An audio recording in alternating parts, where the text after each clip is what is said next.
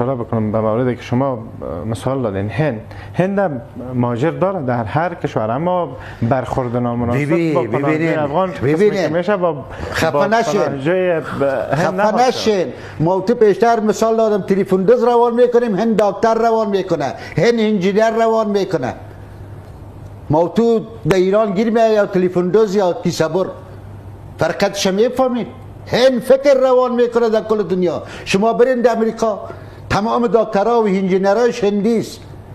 ماش نمونه خروار نمیشه دیگه در بحث ما. ببین خب اینو باید قبول بکنیم. خب اینو باید قبول بکنیم که افغان ها، ما آزرده نشین. ما این ویدیوهای افغان هایی که دمی آخر رفتن، خب میبینیم بدون بازی، رقص، تن در کشورهای غربی دیگه کار ندارن.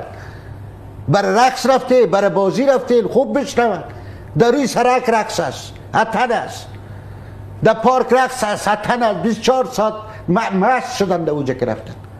این مهاجرت البته می باشه،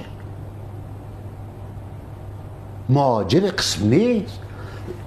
اون کسایی که 40-50 سال اونجا تیر کرده، یک اتاق بر خود خریدن تلسه در ظرف 1 سال 2 سال اونجا قصر خریده.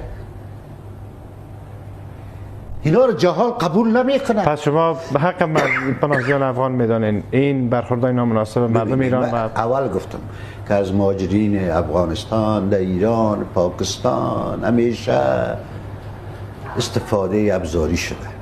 این همیشه گفتیم. و حالا از اونا میخواین استفاده ابزاری بکنه.